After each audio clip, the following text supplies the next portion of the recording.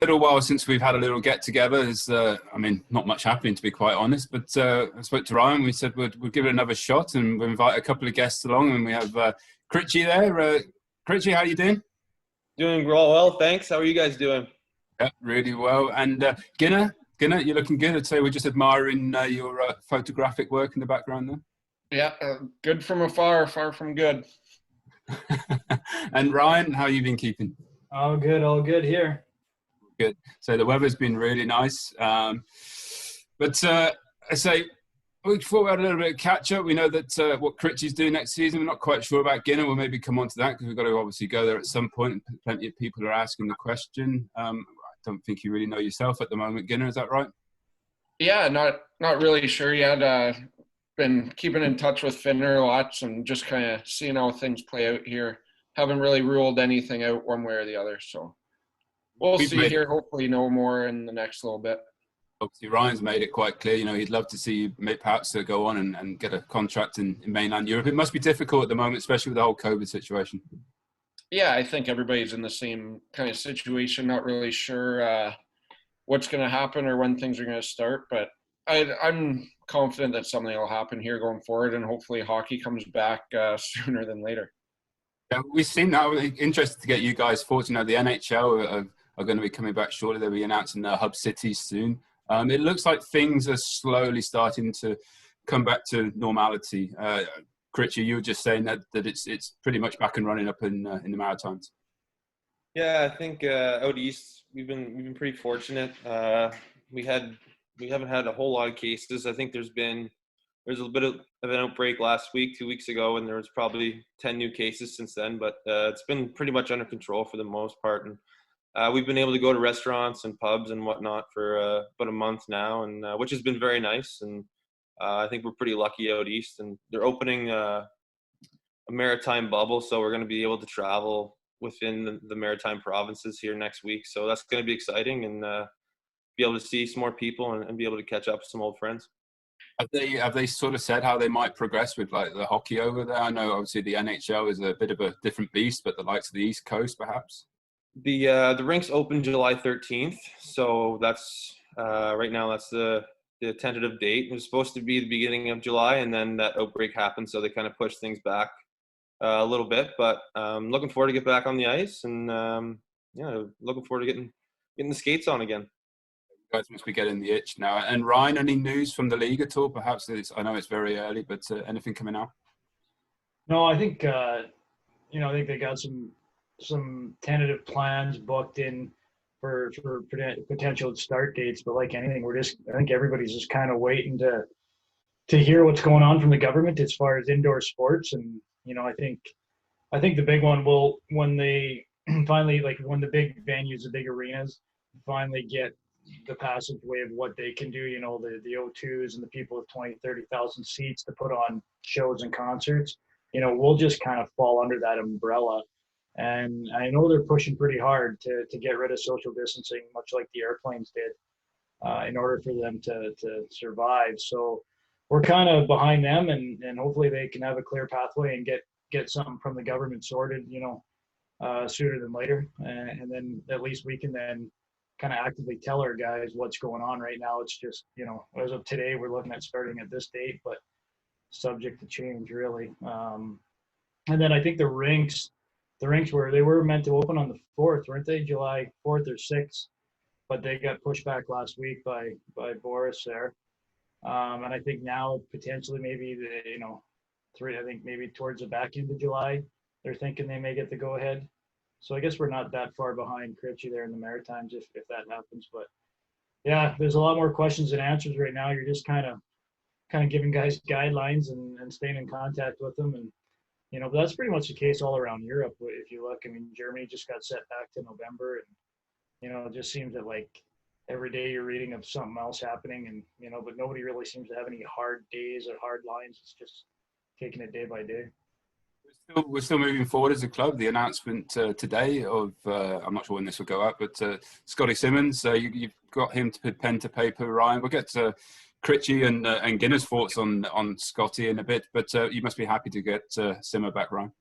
Yeah, I think was definitely one of the guys we wanted back. I think he's a good two-way player, and I think coming into his second season, especially like in this league, he'll have a lot more confidence, offensively that he kind of showed towards the back end. And yeah, we're excited to have him back. He's he can play the wing, he can play center. He's pretty diverse, so good guy in the room. And yeah, no, we're like I said, we liked our team last year. I think if we didn't get depleted by injuries there down the stretch, I think we could have really done some damage. We were starting to play real well, and then they're just dropping like flies. So kind of bringing back the core guys is kind of what we're trying to do, and then build around that.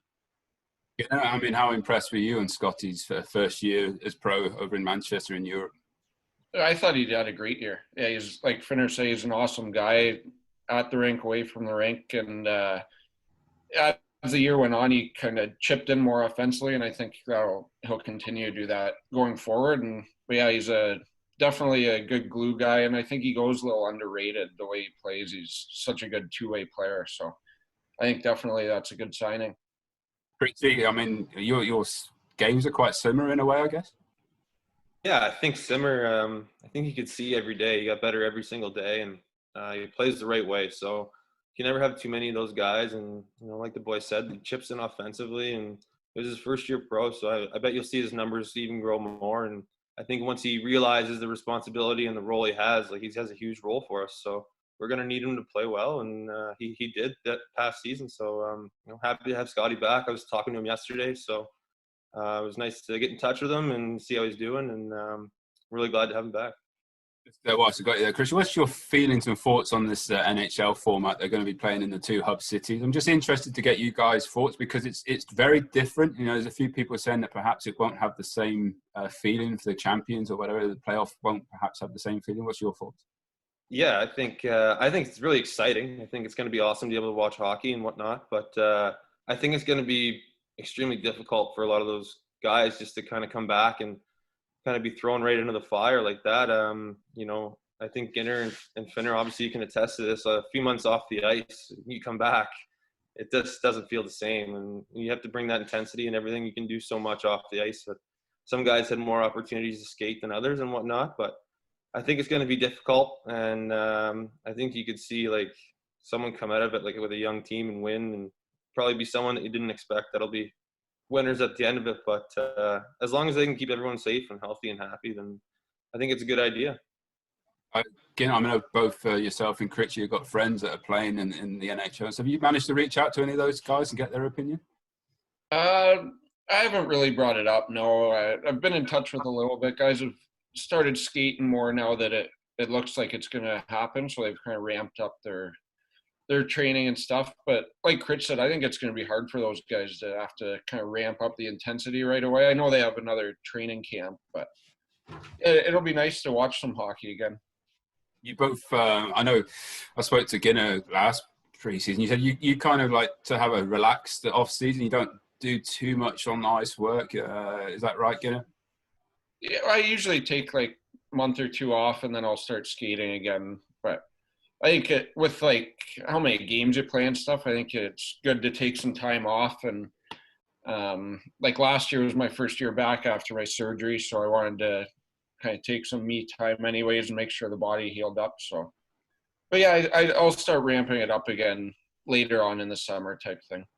Your video, Critch, you're doing a bit of naked hockey in the back garden there. You starting to get that itch again?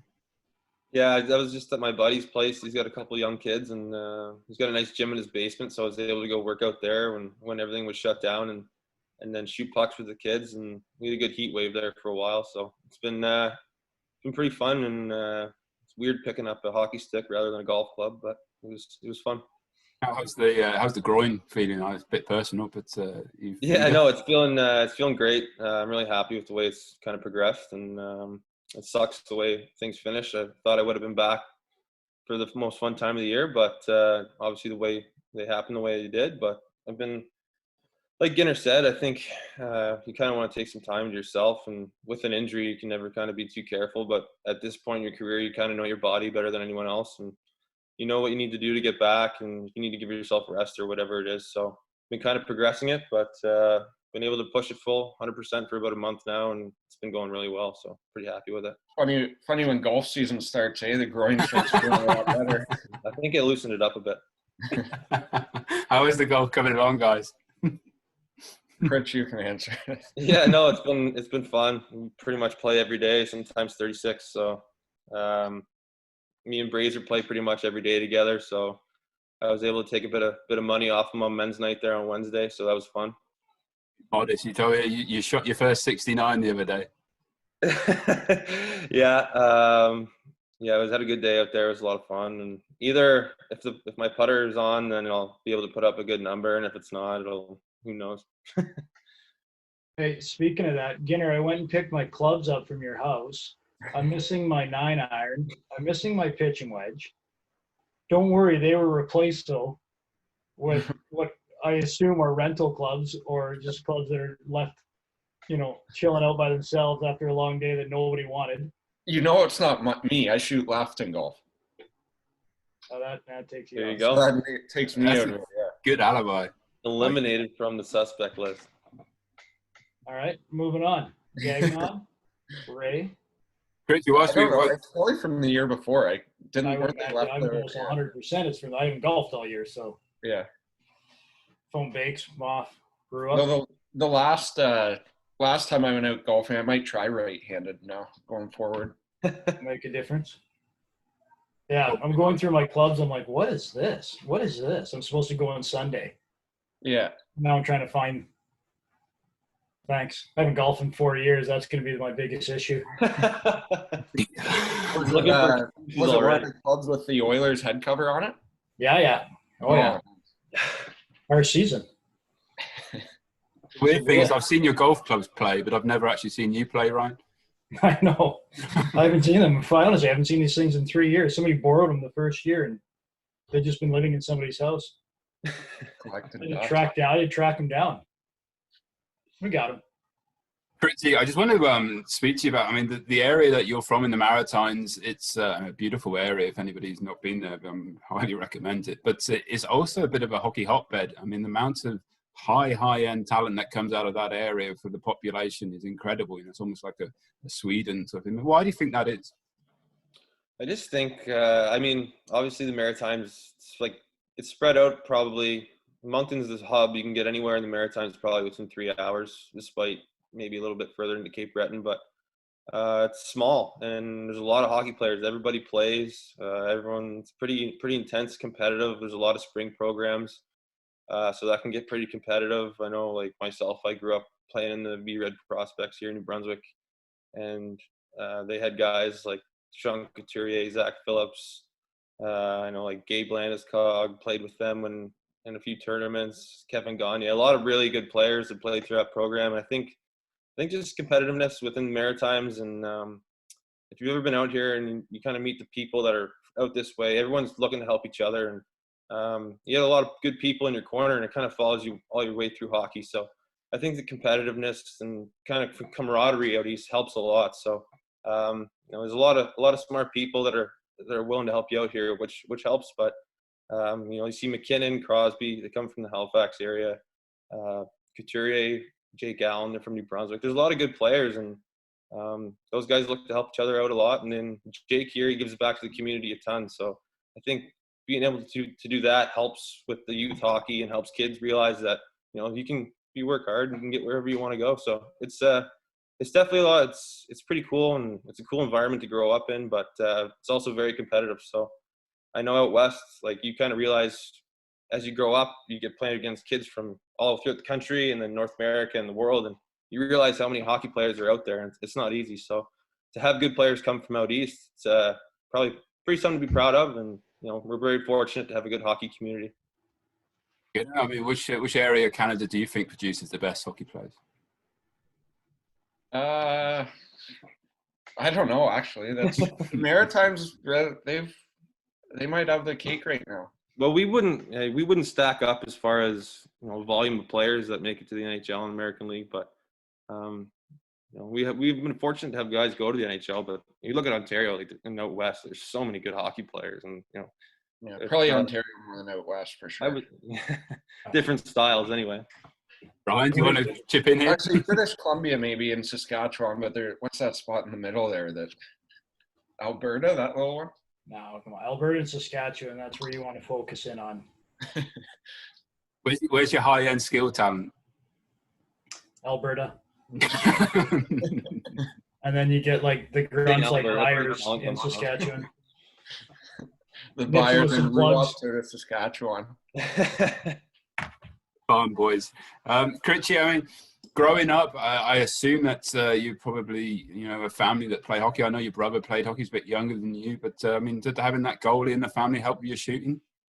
Yeah, I mean, on my mom's side, her brothers always played growing up, and then, my dad's from Ireland originally, and then came over to Canada when he was 12. So he told me he loved hockey, but he was pretty brutal. And I don't know. I just think my parents said I loved it from a young age, and they knew that I wanted to play. So we were able to do that. And then my brother started playing, and he was obsessed with being a goalie, and I kind of tried to talk him out of it, but probably talked him into it more than anything. But there would be times, I'm 5 years older than him, so I just put him in the net and line up a row of pucks, and then he'd go in the house crying and pissed off. So I was definitely hard on him growing up when we were in the hockey room, but no, it was fun, and he was able to play junior, and he was a good player in his own right. So he's still a hockey guy to this day too. So probably just in our blood. Again, I'm interested to get your point of view on the difference of developments between goalies and say normal hockey players, if you like. I can't think how I'd phrase it, but just like in the junior development, it must be difficult to get ice time and get a starting role.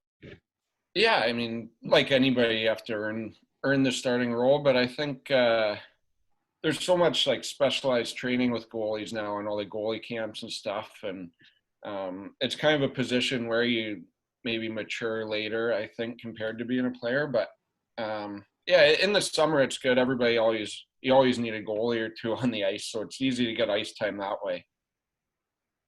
Fancy? Oh no, you did a bit of goalie, didn't you, Ryan, at Puckade? Yeah, I'm pretty solid. I just catch this way though, southpaw. So yeah, I had a good save percentage going there in a charity game.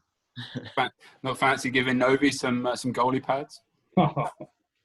And keep her as far away from rinks as possible.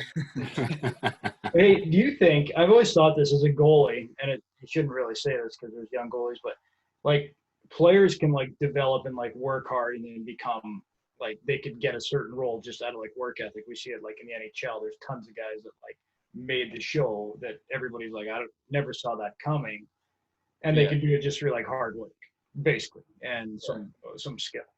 But like I feel like as a goalie, like you have to have like skill before the work. Like I don't know if you can just be the hardest working goalie. Yeah, make it. Like no, I know what you mean. Kind of like a specialized. What it boils down to is you have to stop the puck. It doesn't matter if you. There's only a few guys that are born with that like instinct. I don't even know what you'd call it. To like for the kids that just take it on and do it and go, compared to the ones who play hockey and then just gradually work their balls off and make team after team after team, but have like no skill. Yeah. Take fighting away from it. There's like a ton of guys. Like I remember my first lockout year, I played with Mark Smith. I don't know if you guys remember him. He played for San Jose. If you look him up, he was like skilled in the Western League.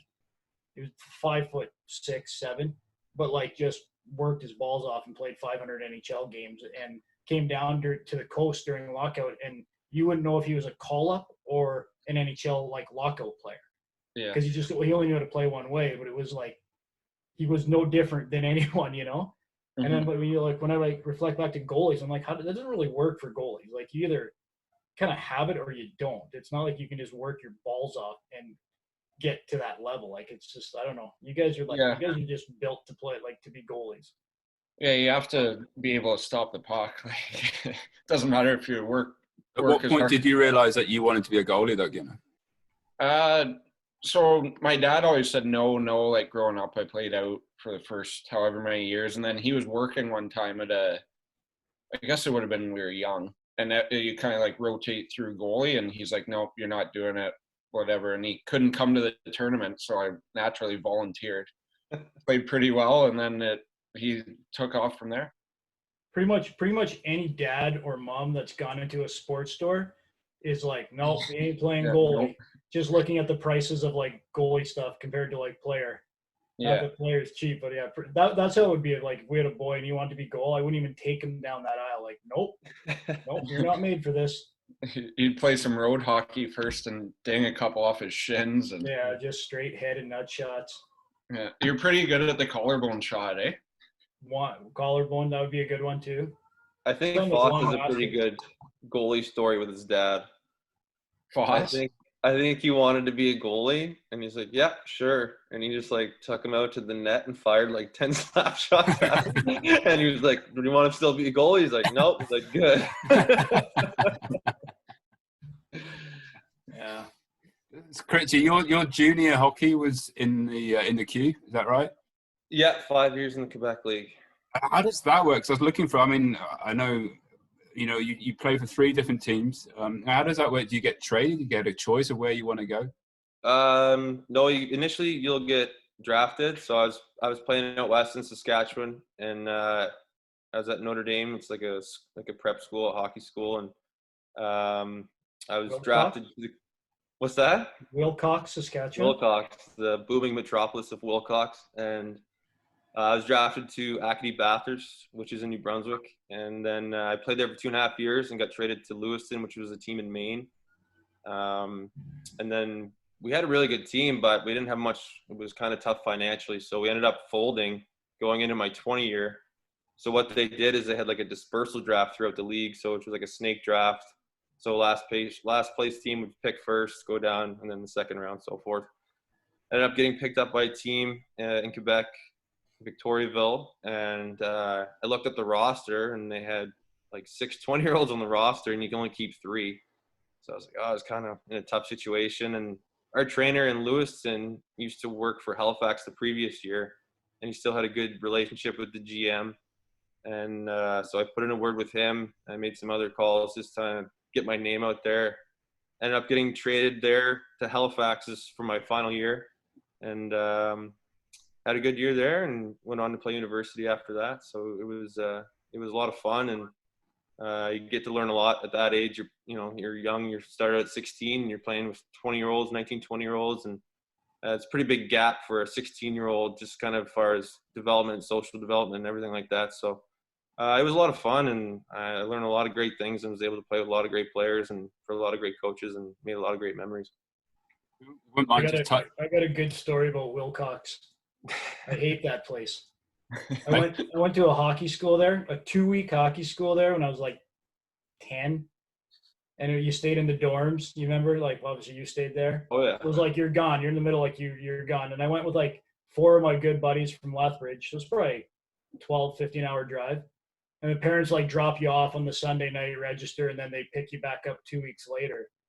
And the first ice session, we go out and there's a bunch of kids on the ice. They got us lined up like across the line. Of course, I got like my 4 buddies there. We all play like whatever, on the same team. And they're like going, but there's so many kids. I remember it to this day, and it's like, I don't know, it was 10, 11, 12. And they're like doing the old like 1, 2, 1, 2, 1, 2, but there's like kids in front of each other. And then, so they go all the way down the line. I don't know how many kids are out there. And I remember like, and I'm like, am I a 1 or a 2? Well, it was like, are you a 1 or are you a 2? And they're like, 1's down, a 1, skate all the way fast as you can all the way down. And I'm like, 1. And then they're like, you're a 1, you're a 1. And I'm like, oh shit. So I have to play catch up. And they literally separated Group A and Group B by that skate down. So I got put in Group B. All my guys are in Group A. So now I'm with the Misfits. I'm across the other dorm. All my buddies are like Group A, just chirping me. But I'm like, I remember like, I don't even know, I probably found a phone in my mom like this. I want out of here. This sucks. I'm in with the I had to spend the whole week with these guys. Half of them like could hardly stand up. And I'm out playing hockey with these guys in like the lower league. Like, well, like these other guys are scrimmaging. We're working on stops and starts. And like, I just spent the whole week in there. And then I had to go talk and get upgraded the second week into Group A. And I've never been back to Wilcox again. From that day on, you've always been with the Misfits. I hated that place. I won't even Never scored as many goals as the first week ever either. What's that? You just probably filled the net the first week. I don't even know if we were allowed to touch pucks. It was basically tying our skates, figuring out which elbow pad goes on which elbow, knee pads, and then it was awful. I was in the best shape though of anybody there, because in that group, because there was a lot of kids that had never really played before. Parents were just looking for a 2-week holiday. I hated it. Just want to drop back to your time at Halifax. I mean, because that really kind of put your name in the headlights, I guess. Cam, there was that your playoff game. You had the roster was stacked. You look through it. There's some names on there. I mean, most notably is obviously Nathan McKinnon. But that must have been a fun time. Yeah, I mean, it was really exciting because prior to that year, the Mooseheads kind of struggled for a couple of years, and that's kind of usually doesn't happen with that organization. So they managed to trade for the first overall pick, and they got McKinnon, and they ended up with Drouin as well. And we had Marty Firk, and Fucali was in net. We had a couple other good players. Conrad Albaschauser is in the DEL now. Trey Lewis, he was in Coventry last year, I think, 2 years ago. And we had a really good team, and it was fun to see Nathan and Jonathan develop, and they were ultra competitive in practice. Like, it was head to head. They were trying to, prove to each other who was better and everything. It was really fun. And, obviously for me, getting to see players of that caliber and their work ethic and competitive, it was eye opening, and I was able to help them being a 20-year-old and them being young. So it was good. And I was fortunate and got to play with them and ride some coattails for a little bit. So it was fun. And it was an amazing city to play junior in my opinion, probably the best in Canada. Great city. Great fans, great arena. It was a lot of fun. What was the highlight? Was it the 4 goals in that overtime victory in the playoffs, or was it your appearance on is it Dr. What's he called? Lost it now. Mr. D. Yeah. I would have to say the 4 goals. Probably the highlight of my career. I don't think I'll outdo that, but who knows? But the funniest thing was my dad drove up to Quebec City for the game, and he came with one of his buddies. And every time I scored, him and his buddy, he was sitting right behind our bench. And if you've ever been to a game in Quebec City, it's like crazy Ramparts fans. Everyone has a jersey on. It's French territory. It's pretty nuts. And him and his buddy, after every goal, they'd stand up, they'd raise their beer in the air, and then they'd chug their beer. So I think I was just trying to get my old man a buzz that night, maybe. They picked the vehicle up the next morning. Yeah, it was a good time. And Ginna, where did you play your junior hockey? So I played in Lindsay in the Ontario Junior League for a couple of years. I was drafted by the Petes, but I played Junior A. And then I went out, played a year in Victoria in the BCHL. I got a scholarship out of there and went and played Division I hockey in the States. What made the choice? Because we'll come on to say the university side of things in a sec. Because obviously you went down the NCAA routes in the US, and Cam stayed in Canada. I mean, what made you make that move over the border? Sort of Junior A. That's kind of the goal, I think, is to get a scholarship, or at least it was for me, anyways. There was some interest from the Petes the one year to at least sign or go to camp or whatnot, but I wanted to stay and get a scholarship, and luckily I was able to do that and get my education paid for. So worked out awesome. I loved my time at Holy Cross. It really is amazing. How did you end up going to Victoria? Like that's rare that you do. Well, I guess it's kind of. Yeah, well, I played a couple years in Lindsay, and then I was either going to go to the BCHL or go down to the USHL. So I asked my coach for a trade out west, and I think it went down to Vernon or Victoria, and it ended up being Victoria, and I loved it.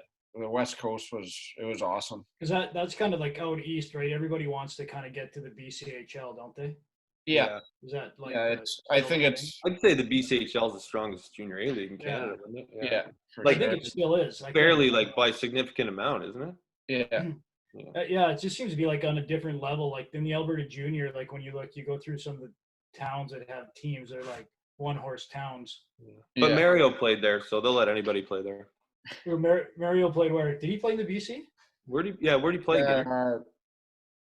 Was it Coquitlam or Langley? Langley, maybe? Langley, I think. Yeah, Langley. I didn't know that. Yeah. Okay. Didn't wear off on No, he's still American. him. Takes a while to get that out of you. And Critchy, you went to say University of New Brunswick. I mean, you've gone from one storied franchise, I guess, in the Quebec league to in youth sports, another one, and I mean, basically, was it 3 titles in 4 years? Yeah, 3 and 5 years. Took the extra year to graduate, obviously, and yeah, UNB's it's an amazing program.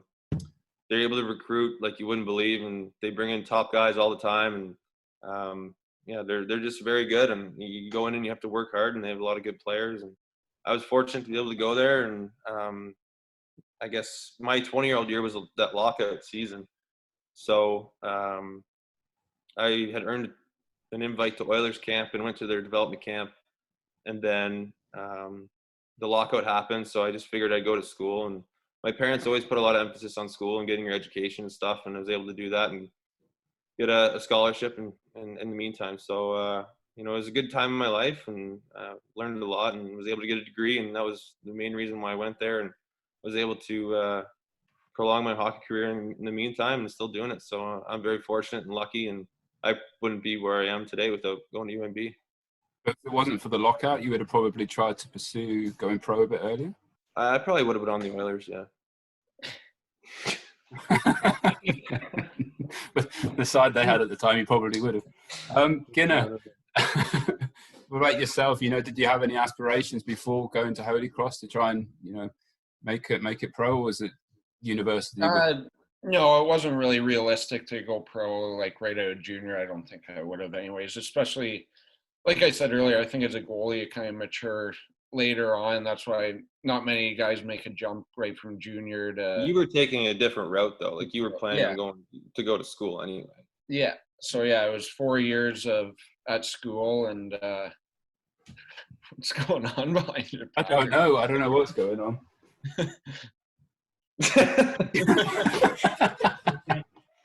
Hijacking the chat.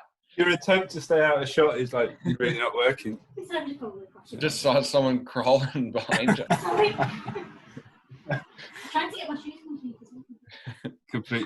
Completely lost where I was at now. Did you have any offers to leave before? From university? No. Yeah, like in year 2, 3? No, I don't think so. Not if I remember right. But no, I'm glad I stayed all 4. I wouldn't have been ready to leave anyways. So. Where is that? Where is Holy Cross?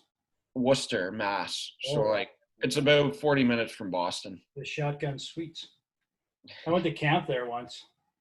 Worcester, yeah. Worcester, what a city. It's like I guess it's a pretty big city, but it's like a blue collar kind of city. And then there's the Holy Cross campus, which is basically its own like area, which is like really nice and stuff. But yeah, I liked it there. There's some neat little bars and restaurants. Yeah, there is the one they went to is called the Dive. Probably we're going back to the early 2000s. Yeah, you might be aging still yourself. there? I never made it. It's no probably surprises there. Something else now. But sounds beautiful. Yeah. Once you finished uni, Critch, you then went down to Australia. Is that right? Before you, I mean, do we class that as being signing your first pro contract?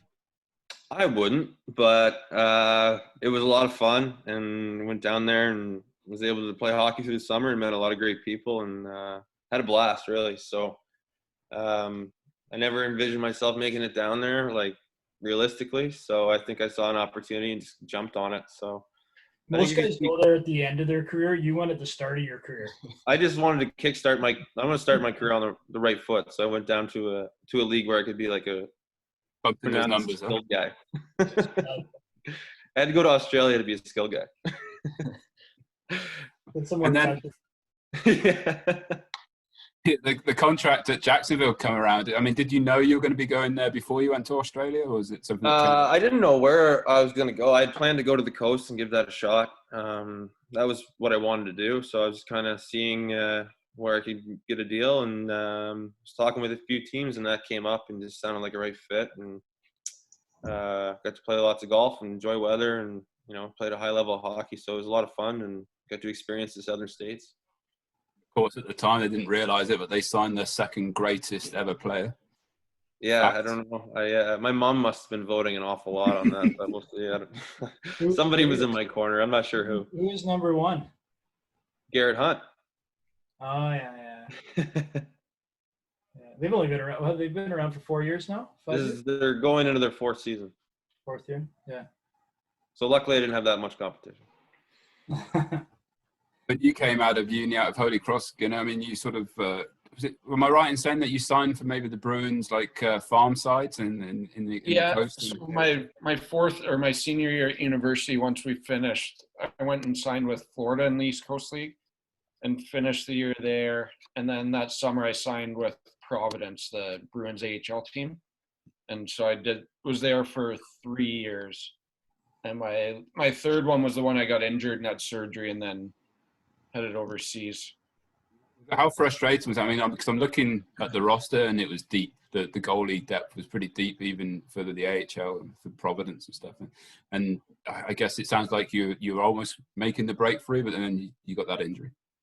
Right, yeah, it was just, I'm glad I got the surgery looking back now. Like, it was kind of wearing and tearing over a couple years, and it's definitely helped my game since then, getting my hip fixed. So, but yeah, there were tons of good goalies in the system. I mean, you look and there's obviously the two NHL guys there, Tuukka and Subban was there at the time, and then he went to Vegas in the expansion draft. So it was nice even just skating and practicing with those guys. And then my last year, Binnington was actually there. He got loaned to Providence from his team, and then you know what happened with him. So what a story that was. I mean, the way he just, could have been you, Ginner.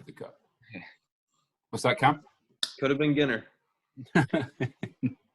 No, he's an awesome guy there.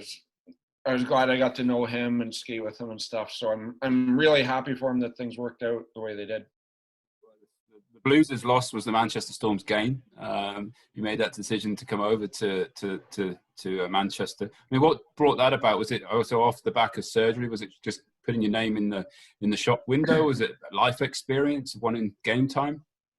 Yeah, I was actually talking to Bakes there, and he asked if I had any interest in heading overseas, and that was kind of where I was looking. I wanted to go somewhere and just be able to play again and get like the opportunity to start and whatnot. And he said that'd definitely be the case in Manchester, and so I thought it sounded like a good fit to me. And then Finner reached out and we talked a couple times, and I think a deal got done pretty quick. So I'm glad it worked out and I was able to come over, and yeah, I've loved it there the last 2 years. How big a gamble was it? Because you obviously signed a second import as well. I mean, I assume that was on the back of the surgery that Ginner had the year before. Yeah, I think it was more as like a safety precaution. Anyway, I don't think it was never going to be a long-term thing, but I think it was more just on the back of like, because he hadn't played that much, and then obviously the workload here is as big as probably any league. And I think once Matt was confident, Ginner was confident that he could play, then we just kind of let him have the reins. We weren't going to switch him out. And then obviously, I think it was Packle. He decided that wasn't kind of the fit, and he took off. But by then we were pretty confident. I don't even think you even miss a game in 2 years. No, half a game here and there. Yeah. Once you're talking to Bakes, you're like, oh yeah, the deal got done. Then you looked and it said I played like 5 games the year before. You're like, what's going on here? Well, no, because I knew that obviously because I think they were just concerned if you could play whatever you have to play here, 70 plus games in 8 months. So, that's all it was. It's kind of a big surgery for goalies. Yeah. Bit of a gamble. It was a bit of a gamble. We like to gamble a little bit. But, how did you like that workload, Ginner?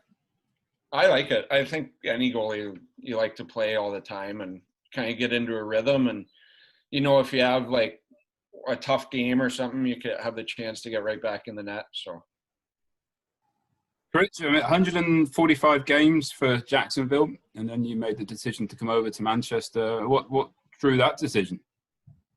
Well, initially, I wanted to be able to take advantage of the schooling package over in England, and was put in touch with Finner, and It seemed like a great fit, and I mean, obviously, I have my passport too, and had some interest in maybe having an opportunity to play for Team GB, but that was kind of an afterthought. I wanted to get the schooling done and find a good place to to play for an extended period of time, and I'm really glad the way it worked out. I think right from day one, I walked into Manchester and everything just seemed to work. It just clicked, and with Ryan and my teammates and everything and the fans, I mean, it was really a good fit, and I really enjoyed my first year. And I'm glad that Fossey's able to come back and simmer now, and hopefully we'll get more key guys locked up. And I was just looking forward to it, and then next year, just want to be able to have a good season and put some wins up. And I think we saw it later in the year. Like, we really started to come along. We felt comfortable with our systems, with our game, who we were. And I think at the beginning we just kind of stumbled with that. We didn't really know our identity. We had so many new guys to pro and to the team and the league, and then once we found that, how we needed to play, I think if we can just continue to do that, and who knows where it could happen. We beat everyone in the league, I think, except for Coventry last year. So anyway, it can go any way. We beat Coventry last year a few times. We knocked them out of the We beat them in Challenge. We beat them in Challenge Cup. That's right. We beat them in the season too, at least once or twice. I don't think so. 100%. We'll have to look that up. Yeah. The questions that came in for you, actually, Cam, was from Steve Williams asking if the GB thing was an influence in you coming over. You said it's not an afterthought, but it was certainly on the cards. It was certainly an influence. I mean, anytime you have an opportunity to do that, I think if you looked at, specifically Dallas has been able to do, and it's quite a big accomplishment. I think anytime you're represented, picked to represent, in a high level tournament or for your country or for the UK or GB or Canada or whatever it is, I think it's quite an honor. And if I were able to do that, I think that'd be a huge accomplishment in my career personally, and experience that. And it could be a lot of fun. So, I mean, I wanted to get over here and do the schooling and experience the UK and play in the English Elite League. And then if that comes along and I get that opportunity, then great. I look forward to it. Got a British passport, Ginner? No, I don't have one. Find me one. Just marry an English girl. What's that? Just marry a girl from out here. A nice Irish girl or an English girl, Scottish girl, Welsh girl. Hell, it can even be a Scottish girl. Careful. Remember where the GB head coach is from, Cam. Wasn't slight, don't worry. Cam mentioned about his future aspirations a little bit there, Ginner. I mean, we spoke very briefly at the start. I mean, obviously, we don't really know what's going to happen at the moment. You don't know what's going to happen at the moment. But, I mean, you've obviously thoroughly enjoyed your time in Manchester. Did you expect to enjoy it as much as you did? I wasn't really sure what to expect, to be honest with you. It was like I'd lived in the States for a bunch of years, but kind of moving overseas is definitely a change of scenery. But I'd talked to a few people who'd played over there and lived over there and stuff, and they'd only said good things. So I wasn't worried going over. I'd talked to Bakes, who was there the year before, and he loved it. So I was pretty confident I was going to enjoy it. And then, like Critch said, you make so many connections right away that it makes your time a blast. What's longer term? I say, have you got what you're going to do after the game? I'd still like to be involved, I'd like to get into coaching, I think, once I'm done. I think you see a lot of goalies get into coaching just because it's a different kind of perspective of the game. You see the whole thing. So I'd definitely like to get into coaching when I'm done. Do you fancy a bit of coaching? Yeah, I think it would be awesome to be able to get into coaching. I don't really know exactly what's going to come my way right now, but I'm also not too worried about it. I'm a player still, so I'm going to do that as long as I can. But I think you look at guys like Finner, Ginner, myself, just kind of some guys just have hockey, it's just who they are. So you know it well and you love the game, and if you're presented with an opportunity, then maybe down that road you do. Away from the rink, I mean, Ryan, you went and joined Dave Fairbrother a couple of weeks ago, and Daly as well, and when he was doing his 9K a day walks during the lockdown. He's got another one coming up. He's doing his final one in full hockey gear. I said I'd give it a shout out. The 25th of July. Go and check out his social media feed. I think you'll be there, Ryan. I'm going to try and get there as well. Yeah. Yeah, it's Amnesty. pretty cool what he's doing for mental health. I mean, he walked it's just under 10K, I think, but I don't like the last 2 kilometers is almost straight uphill. Like it's like I because I did it the first time and I was like, holy shit, like it just this hill is just never ending, and then and the second time I put it on that Strava just to see actually how far this climb was, and I think it was like 2 kilometers of it is like so pretty amazing. Like he's got full gear on. He's got everything on. He doesn't cheat at all. He's in pretty good shape. Yeah, and then He's in there pretty was good like shape. it got hot. I think it was like 25 degrees the one time. I think that's when Dally and I were doing. I'm like, how is this guy doing this? And he was just trotting along like nothing. But yeah, he's in pretty good shape. I mean, he's definitely comes from with a fitness background. But Yeah. he's a super cool guy, and it's amazing what he's done. And yeah, so I think hopefully, yeah, he wants to do it towards the back end of July because obviously he hopes that more people can come and get more awareness, and hopefully like our fans kind of come and we'll just stagger it and go for a little walk. And then there is a pub right at the end of it too. As you get, I swear to God, like you climb like the last hill and then it's just like this mirage, but it was closed. I'm like, both times I think I said the same thing. I'm like, how awesome would it be just to go for a beer right now? And I did walk again with him. And I said the exact same thing at the exact same spot. There's a pub. It's closed. But yeah, no, I think it'd be kind of cool if our fans come out and just come for a walk. It's a good little workout and fun, and hopefully the weather is good, and I should be fine by then. I guess if we. Hopefully, 25th of July, the restrictions should all be, it'll be manageable. That's for sure. And Critch mentioned what great shape he's. I mean, it's a superb story because I think he actually lost about 10 to 15 stone in about 10 months. A few years ago. Yeah, he kind of had a bit of a lifestyle change and went into bodybuilding, and now he's, as you say, he's pretty ripped. He's an awesome guy. A few other bits of housekeeping there, Ryan. So the club, and we mentioned beforehand, it's pretty quiet, but you're still making signings, but there's still the online 50-50 draws, and the club are still trying to have a bit of an income to keep going during these difficult times. Yeah, I think obviously they got there's still hard costs because all the players are gone and everything. There's still quite a bit of hard costs that every club has to endure, and we don't know how long that's going to be. So yeah, I think you're just trying to find ways to stay active and whatnot, and then we're just anxiously kind of waiting for that information to trickle down as to when we can get going, what it's going to look like, and but until then we're just kind of trying to stay afloat and keep building for next year. And but it's difficult. Like there's not a lot of teams like Ginner. If this didn't happen, I'm pretty sure Ginner would have been signed the day after the season ended. But as it's gone on, and it just seems like there's more uncertainty throughout Europe. Like you look at Germany, we're set to go, and then they just got pushed back all the way to November, and they were looking to get ready to go early October. And kind of like, contracts are not getting canceled, but they're getting cut and slashed. And so it just doesn't seem like anybody's really moving forward. So, it's not easy to sign guys and then kind of tell them, well, I don't know what you're signing up for, but thanks for coming.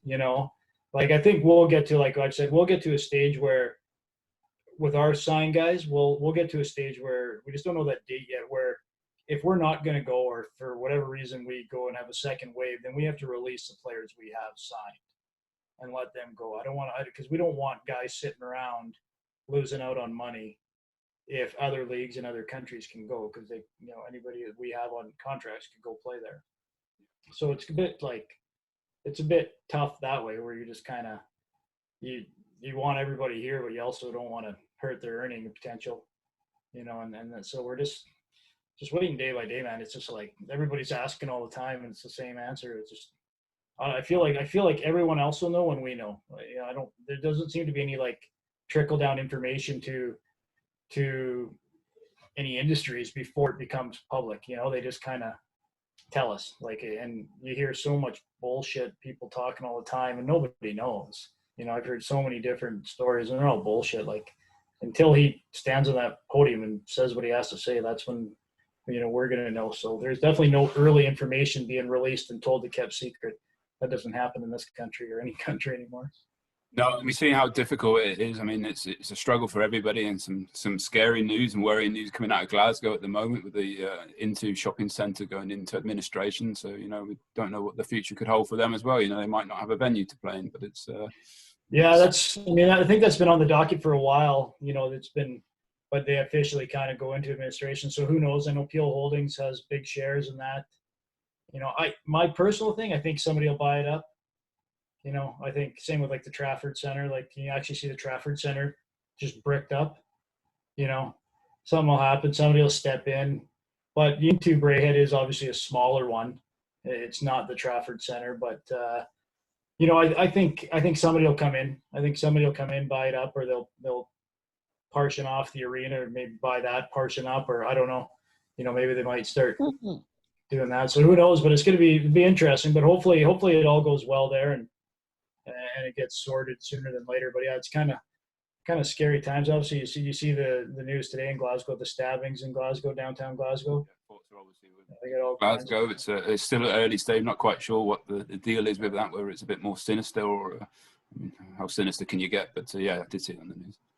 Yeah, right downtown. Like that's where like the guys would be if we were playing, and the guys that climb. That's kind of the area that they would go out in. Is that little pocket where that happened? It's kind of where all the restaurants and nightlife and pubs and kind of, if you're heading down for the day, that's where you'd kind of be. So pretty scary. Thanks so much for joining us. Whatever the future holds, you'll always be welcome back in Manchester. From a selfish point of view, we hope to see you next season, but who knows? If it's not meant to be. But we thank you for everything you've done for the last couple of years. You've been a privilege to watch on the ice and fun off it as well. Thanks very much, Ginner. Yeah, thanks, Pac, for having me on. Critchy, we will see you, fingers crossed, in a few months.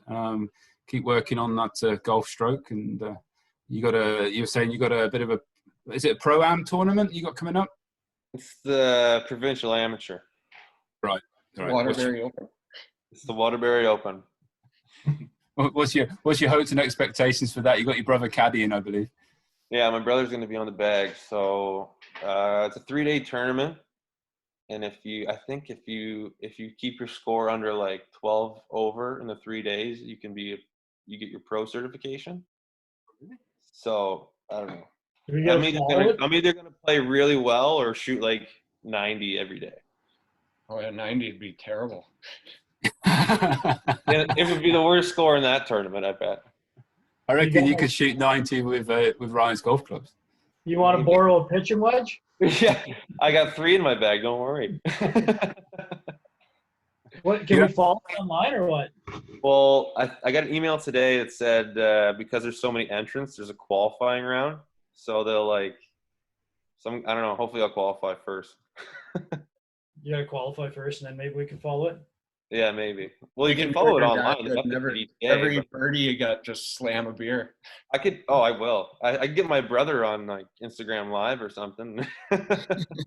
Following me around. We'll give him the login details for Storm TV. We can actually put it on the webcast and maybe charge. Maybe. We'll get drone footage for the cast.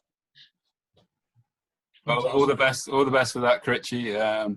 Ryan, thanks again for joining us, and hopefully we'll have another catch up in a few weeks perhaps and see who else is knocking around. Sounds good. All right, boys. Thanks, folks. Take it easy and stay safe out there, and we'll be back again soon. Thank you.